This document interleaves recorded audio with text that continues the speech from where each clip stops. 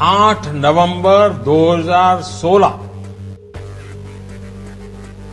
की रात्रि को 12 बजे से वर्तमान में जारी 500 रुपए और 1000 रुपए के करेंसी नोट लीगल टेंडर नहीं रहेंगे।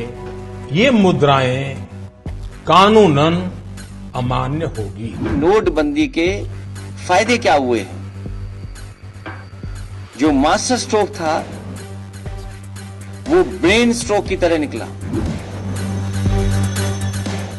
आज नोटबंदी को 8 साल पूरे हो चुके हैं। नोटबंदी की सालगिरह पर सपा प्रमुख अखिलेश यादव ने एक बार फिर से बीजेपी को आड़े हाथ लिया। अखिलेश यादव ने इस दिन को काला इतिहास बताया और कहा कि बीजेपी के इस फैसले के चलते भारत की अर्थव्यवस्था चरमरा गई है। सपा प्रमुख अखिलेश यादव ने अपने आधिकारिक सोशल मीडिया हैंडल एक्स पर नोटबंदी की सालगिरह पर एक लंबी चौड़ी पोस्ट लिखी। इस पोस्ट में उन्होंने भाजपा पर जमकर निशाना साधा। अखिलेश यादव ने लिखा, भारतीय अर्थव्यवस्था के इतिहास में नोटबंदी के नाम पर एक पूरे का पूरा अध्याय सिर्फ काले रंग से ही छापा जाएगा। आज नोटबंदी की 8वीं सालगिरह के ठीक एक दिन पहले ही कल रुपया डॉलर के मुकाबले सबसे कमजोर स्थिति में आ गया था। जनता पूछ रही है कि क्या ये नोटबंदी की कामयाबी की वजह से हुआ या भाजपा की नकारात्मक नीतियों की वजह से। अब क्या भाजपाई फिर कहेंगे कि देश के इतिहास में रुपया डॉलर के मुकाबले सबसे निचले स्तर तक पहुंचकर रिकॉर्ड तोड़ नहीं गिरा है, बल्कि डॉलर ऊपर उठा है।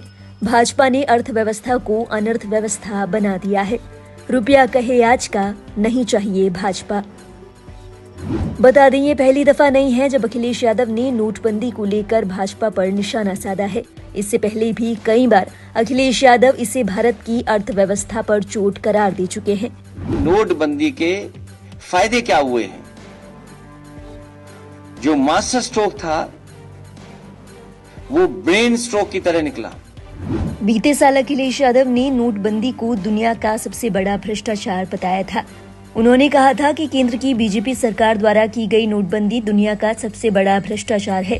भरोसा दिलाया गया था कि काला धन वापस आएगा। काला धन कौन लेके चला गया? कितनी बड़ी संख्या में भारत से लोग विदेश चले गए?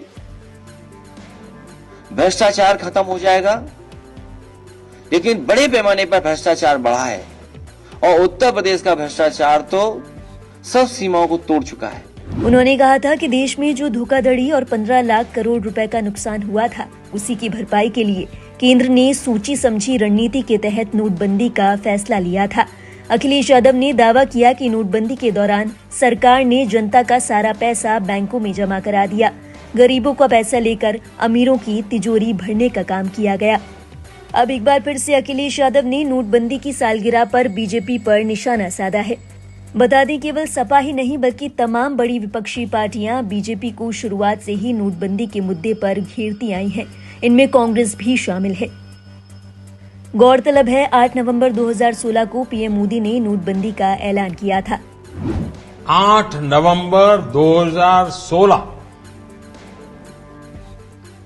की रात्रि को 12 बजे से वर्तमान में जारी 500 रुपए और 1000 रुपए के करेंसी नोट लीगल टेंडर नहीं रहेंगे। ये मुद्राएं कानूनन अमान्य होगी।